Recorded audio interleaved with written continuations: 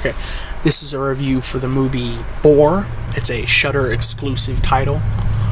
If you don't know, Shudder is like a horror-specific version of Netflix, although they do have some thrillers and some documentaries on horror movies.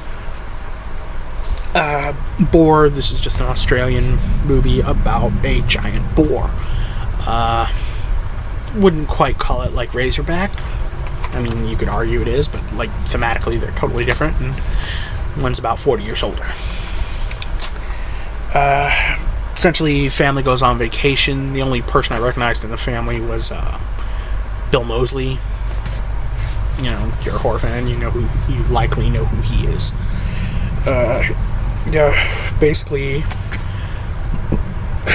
a giant boar terrorizing the Australian outback, slowly going through these little farms, and eventually moving to this. I don't want to say it's still a farming area. The synopsis said it moved into town, but it never actually did go into town. Sorry, it's a mild spoiler, but I don't know why it had that written in. But it's a giant boar movie. It's a giant animal movie. Pretty straightforward. It sees people. It doesn't like people. It wants to kill people. It wants to eat people. And the only person who's ever seen it is a town drunk, so nobody believes him. Obviously he's just making up a story. Solid movie. I quite enjoyed it. I like giant animal movies, giant monster movies, though, so this is like right up my alley. The boar is practical effects, and it looks awesome. My only complaint is like the body doesn't. This is one of the few ones where I've seen they actually go the full body for the creature. Most of the movement is in the face and the head appliance, obviously. And the one thing that I really didn't care for the boar itself is like you see the very stiff body, and like some of the scenes you see a super stiff body and just like really stiff compared to how the motion of the head is. Trying not to do any spoilers here, but at the very beginning there's like some CG boars, and the CG actually looks very good in this movie. There's not too awful many scenes. Better than Sci-Fi Channel, definitely. I swear to God, every review I've done, I've mentioned, or every video I've done, I've mentioned Sci-Fi today. Better than Sci-Fi for the most part. Closer to Asylum, I think. Asylum movies, if you're familiar with them. There's a couple times where it looks really kitschy, like the giant boar running through some stuff doesn't look right, but I have a thing where I swear CG and running never looks good. Like, for me, it's always the depth perception or something looks off. And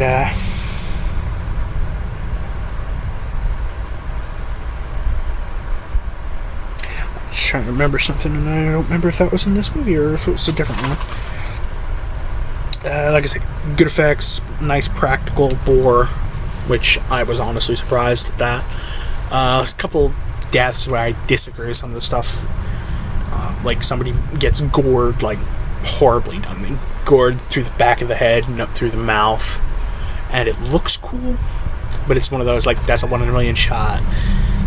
It's kind of a reach to say that he perfectly hit that.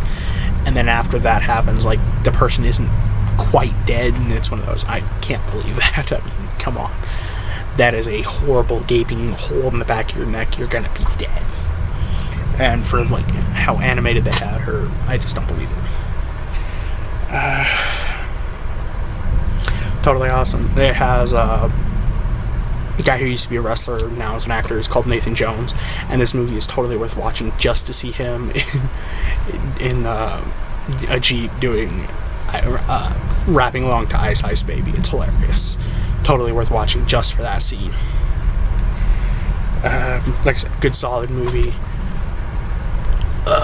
Everyone kind of takes the role seriously. It's not super comical, but it's about as much as you could expect of a giant boar killing people.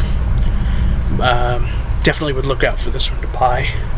Personally, I found it that entertaining. I will definitely watch it again.